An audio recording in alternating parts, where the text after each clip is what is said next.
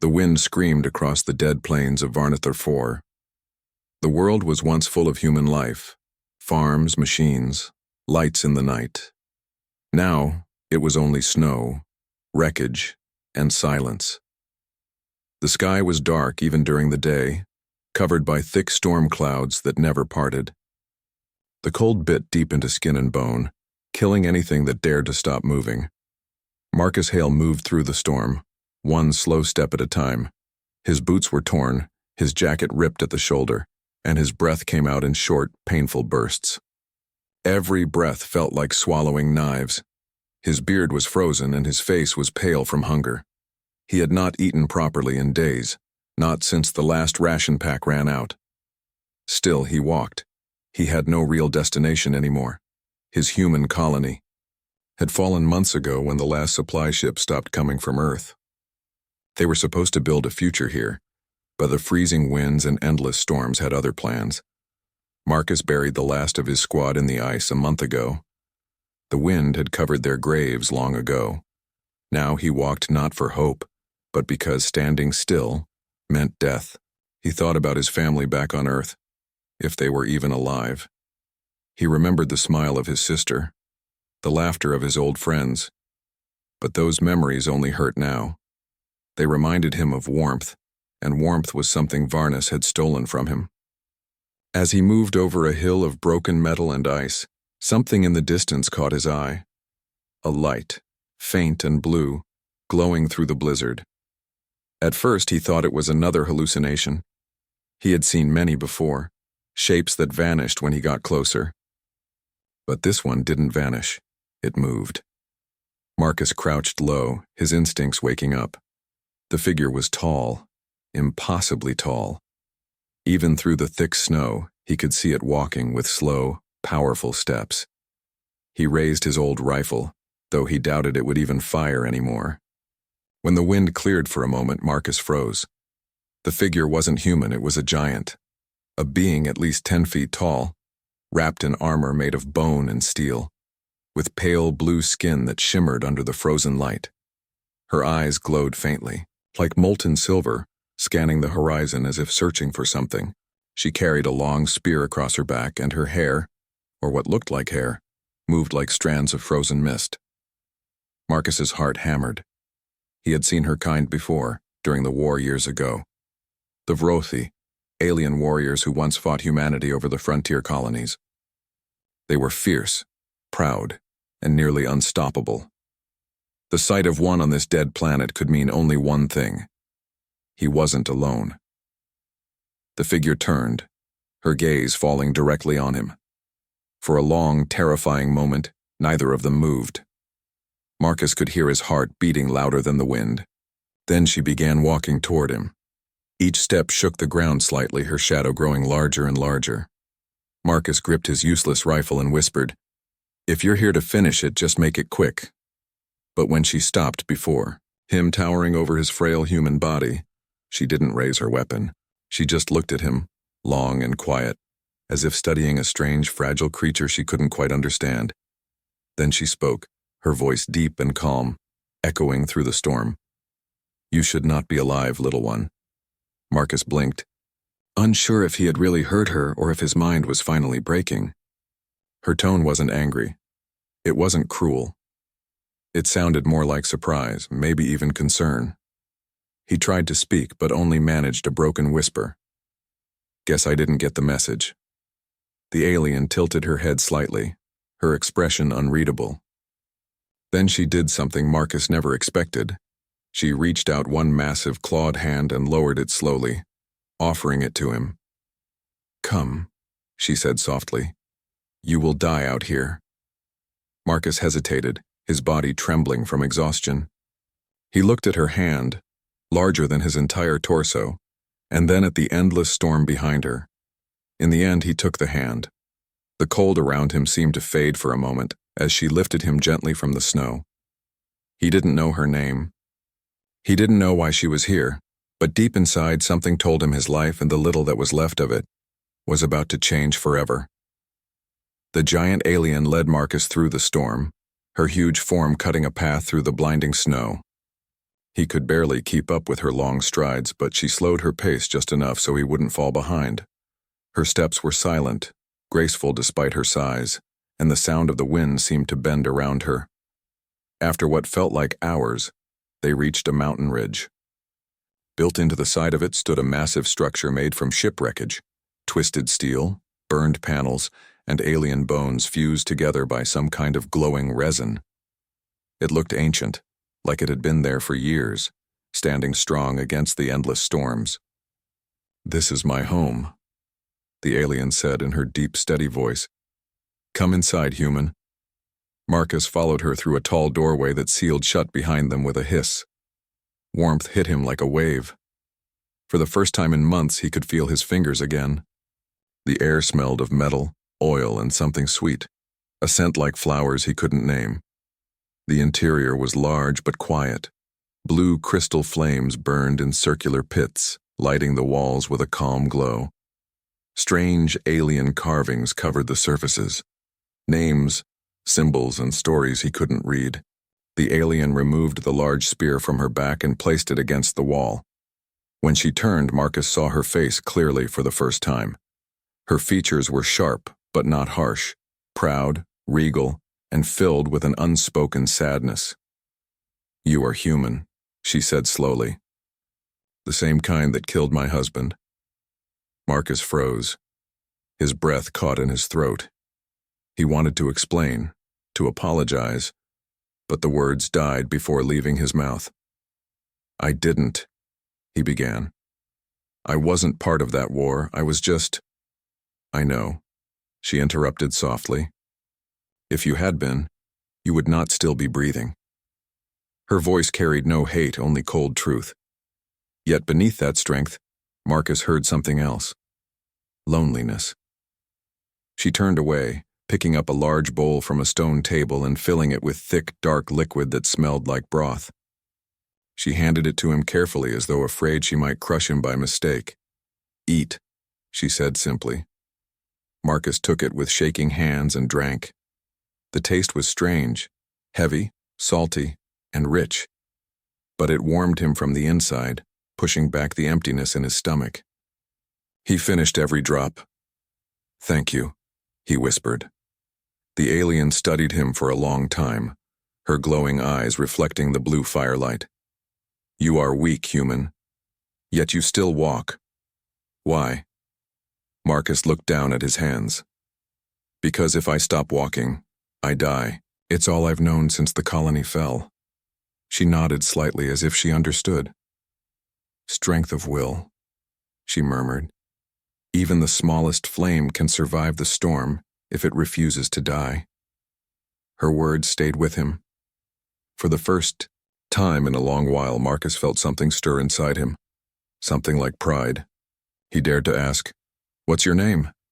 She hesitated before answering. "Rena. I was of the Vrothi war clans, before they left me behind." "Left you?" he repeated softly. "My husband died in battle against your kind," she said. "When peace came, I had no place among my people. A widow has no clan, so I came here, to the edge of nowhere." Her tone was steady, but Marcus saw the pain in her eyes. She had lost everything too. He looked around the large, silent hall. "You live here alone?" "Yes," Rena said quietly. "I thought I preferred silence, but silence becomes a kind of death after too many seasons." Marcus understood that too well. The quiet of isolation could crush a soul faster than any storm. He looked at her again, this towering warrior who had saved his life for no reason. "Why did you help me?" he asked softly. "You could have left me there." Rena's gaze softened for the first time. "Because once, long ago, someone spared me too." "Mercy is not weakness, human, it is something stronger." Marcus nodded slowly. He didn't know what to say.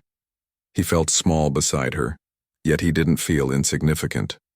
For the first time in a long time, he felt seen. Outside, the storm roared against the walls, but inside the alien fortress, there was only the quiet hum of the blue flames. and the strange, growing understanding between two survivors from opposite worlds. That night, as Marcus lay on the floor near the fire, his body finally at rest, he thought about her words. Mercy, strength, survival. Maybe, he thought, humanity and the Vrothi weren't as different as the war had made them believe. Days passed slowly in Rena's fortress. The storm outside never stopped. But inside, Marcus finally found a fragile peace. The alien fortress was strange, yet safe, filled with quiet warmth and the soft hum of alien machines that kept the air breathable. He helped Rena with small things.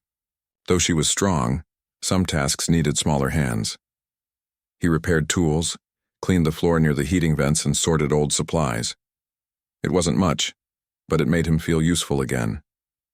For months he had been nothing but a wandering shadow, and now he had a reason to move, to help, to speak, to... Still at night, the ghosts came back. He would wake up trembling, his heart racing, his breath short. Memories of war flashed in his mind. Fire, screaming voices, and friends dying in the mud. He would sit by the blue flames, staring into them like he could burn away the past. One night, Rena found him there. Her steps were heavy but calm as she approached. She sat down near him, the floor creaking under her weight. "You do not sleep," she said in her low, steady voice. Marcus didn't look at her. "I can't. Not when I close my eyes." Rena tilted her head slightly, studying his face. "You carry ghosts," she said. He gave a small, tired smile. "So do you." Her silver eyes flickered in the blue light. "You are right." For a while there was silence between them, but it wasn't cold. It was the kind of silence that existed between people who didn't need to explain their pain. Then Rena spoke again, her tone quieter. "My husband was a warrior like me. His name was Korath. We fought side by side in many battles. When the humans came to Vrothi space, we fought them too." She paused. "One day, during the great battle over the moon of Tehran, he fell. A human weapon, plasma fire, cut through his armor. I dragged him to the ground, but it was too late." Marcus lowered his eyes. He could hear the pain hidden beneath her calm words. "I buried him with my own hands," she continued. "When the war ended, my clan offered me honor, but not a place. A widow cannot command, cannot fight, cannot bear heirs, so I chose exile, here." Marcus swallowed hard.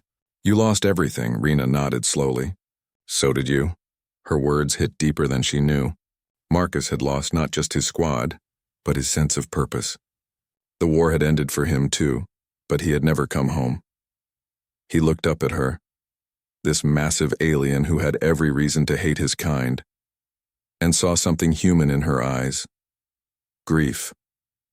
"Why save me?" he asked quietly. "A human. You could have walked away." Rena didn't answer right away. She looked into the fire, the reflection dancing across her pale blue skin. "Because once a human spared me too. During the war, a pilot crashed near my position. I had him in my sights, wounded and helpless. But when I reached him, he dropped his weapon and offered me water. He thought I was dying. He didn't even know who I was." "What did you do?" Marcus asked softly. "I let him live," she said. "It confused me, made me question what our war was really for." Marcus stared into the fire, the warmth flickering between them.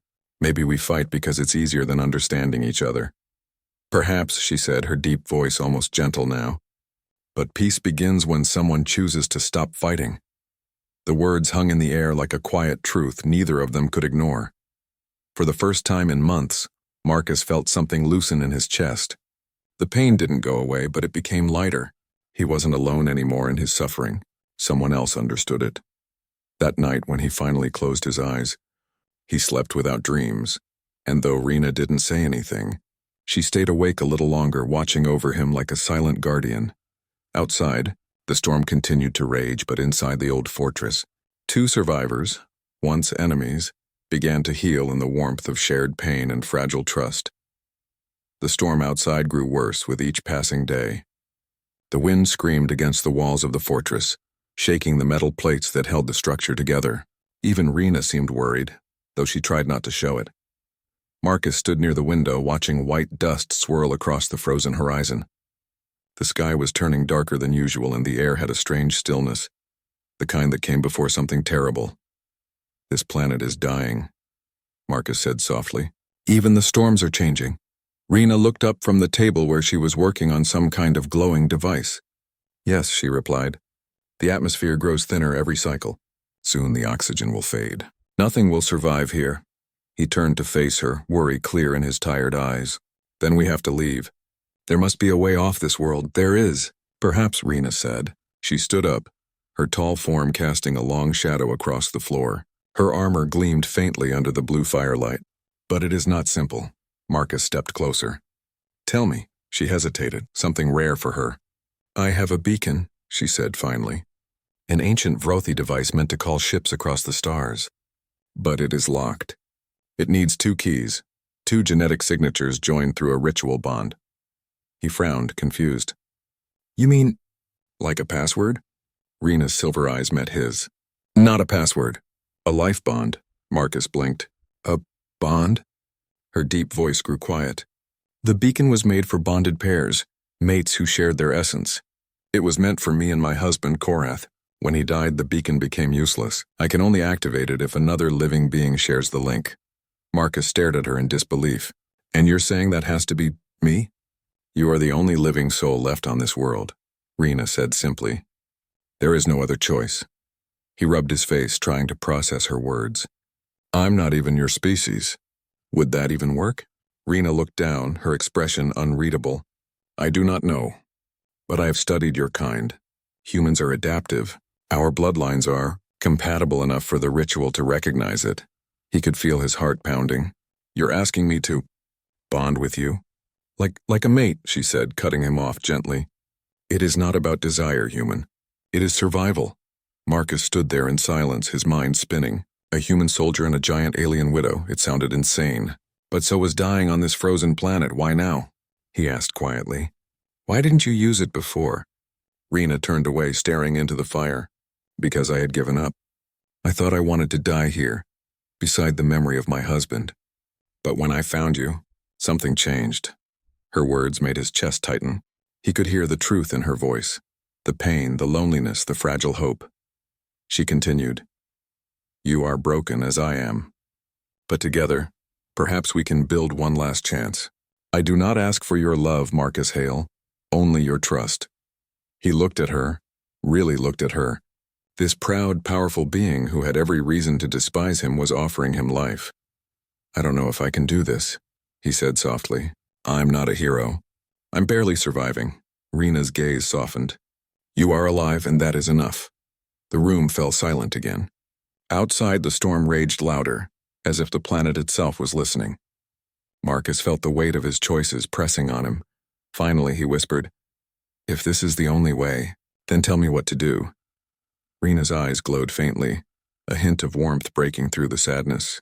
"Then we begin at dawn," she said, "and may the stars remember us." That night, Marcus lay awake, staring at the ceiling.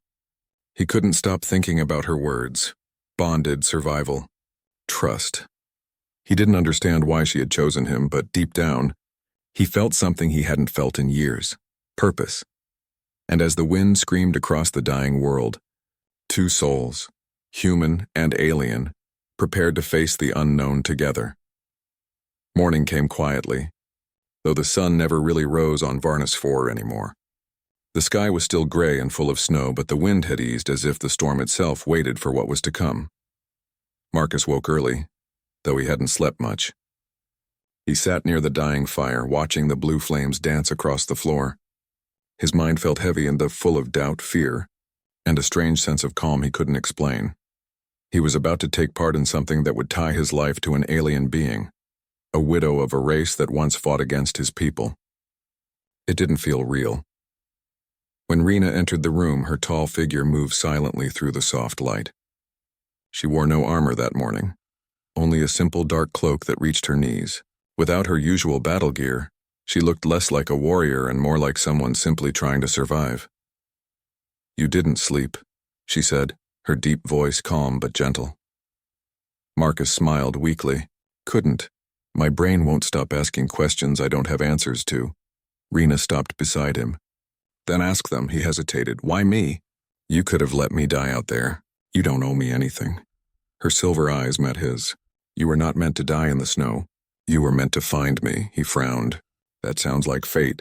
Maybe it is, she said softly. Or maybe it's just two broken lives finding purpose in the same storm. Her words struck something inside him. She wasn't asking out of desperation. She was offering him a choice. Not pity, not command. Just choice. He took a deep breath. And if I say no? Rena looked away for a moment, her expression unreadable. Then you will stay until the air runs out. You will die quickly. I will die slower. But I will not force you, Marcus Hale. The honesty in her voice made it hard for him to speak. There was no manipulation, no demand, only truth. He stared at the floor, his mind spinning. Every survival instinct screamed that this was madness, yet his heart whispered something else. He had lost everything, his squad, his world, his reason to keep walking. But here, beside this alien, he had found a kind of fragile peace. Finally, he looked up. What do I have to do? Rena nodded slowly, as if she had expected his answer but didn't dare to hope. The ritual is simple, she said.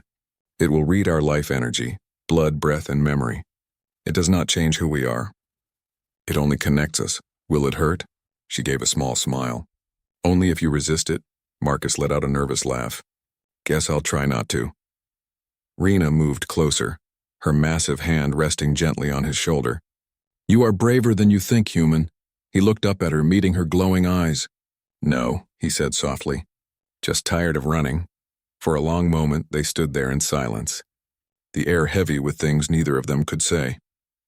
Later that day, Rena prepared the chamber, the same room that held the ancient beacon. Blue lights pulsed through the walls and strange symbols appeared across the floor. It felt both sacred and powerful. Marcus stood beside her, his heart pounding. You sure this will work? No, she said simply. But I have faith, he took a deep breath. Then I guess that makes two of us. Rena turned to him one last time. Once we begin, there is no turning back. Our lives will be. I tied, until death or beyond it. Marcus gave a small, tired smile. Considering where we are, that doesn't sound too bad. Something like a laugh escaped her lips, soft and almost human. Then she placed her hand on the beacon's crystal, and the room began to glow brighter, the hum of power growing stronger. Marcus reached out and placed his hand beside hers. The surface was cold at first, then warm, almost alive.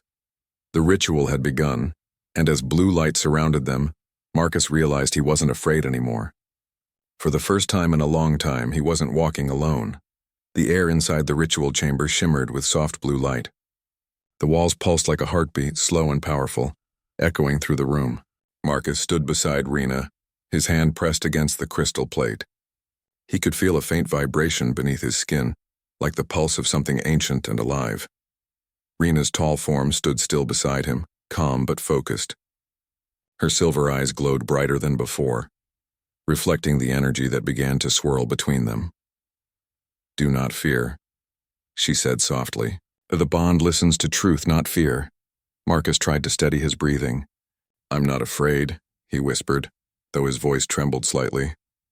Rena gave a small smile. You lie poorly, human. The light around them grew stronger. The crystal floor lit up beneath their feet, showing patterns that looked like living veins. A low hum filled the air, and Marcus felt warmth spreading from the plate into his arm, crawling up through his chest. It wasn't painful, just strange, like his body was being filled with light. What's happening? He asked quietly. The beacon is reading us, Rena said. Our blood. Our energy. It searches for harmony. He looked up at her towering figure. Despite the alien technology and the glowing symbols, she looked calm, like she had done this before, though her voice held a hint of sadness. It will know if you resist, she warned gently. Marcus closed his eyes. I'm not resisting, he said. I just don't know what to expect. Neither do I, she admitted. Then suddenly the light flared. Marcus gasped as visions flashed through his mind. Not his own, but memories that didn't belong to him. He saw endless battlefields under alien suns, soldiers with armor of bone and crystal, a massive warrior falling in her arms, Rena's husband, Korath. He saw her screaming into the wind, alone and broken. He could feel her pain like it was his own, and then he realized she was seeing his memories too. The burned-out human colony, his dying friends, the hopeless days of wandering through the frozen waste. Their grief blended together, two broken stories merging into one stream of light and sorrow. Rena staggered slightly, and Marcus reached out instinctively, steadying her. His hand rested against her forearm. Her skin was cool, smooth like stone warmed by moonlight. When their eyes met, everything went quiet. The room, the hum, even the light, all faded into stillness. In that moment, neither of them was human or alien. They were just two souls laid bare before each other, raw, open, and painfully real. "I see you," Rena whispered, her voice trembling for the first time. "And I see you," Marcus replied softly. A faint tear, like a drop of liquid silver, slid down her cheek. "You carry so much sorrow," she said. "So do you," he answered. "Maybe we can carry it together." The light surged one final time, filling the chamber completely. The floor shook, the symbols burned bright white, and the beacon above them released a deep, resonant tone that echoed through the entire fortress. Then, silence. Marcus opened his eyes slowly. The light faded, leaving only the soft glow of the crystals. The air was still. Rena stood before him, breathing heavily but alive. "It is done," she said quietly. "The bond is complete." He looked down at his arm. Faint blue lines glowed beneath his skin, pulsing softly in rhythm with his heartbeat. "It worked," he whispered. "Yes," she said. "You and I are one now. The beacon will answer us for the first time in years." Rena smiled. Not the stern warrior's smile she used before, but a gentle one, full of warmth. "You did well, human," she said softly. Marcus gave a tired laugh. "Guess I didn't screw it up." "No," she said, stepping closer. "You gave me back something I thought I lost long ago." "What's that?" he asked. "Hope."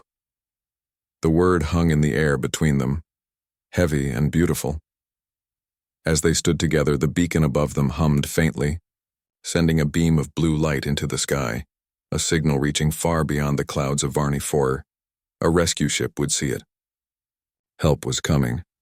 But in that moment, Marcus didn't think about rescue.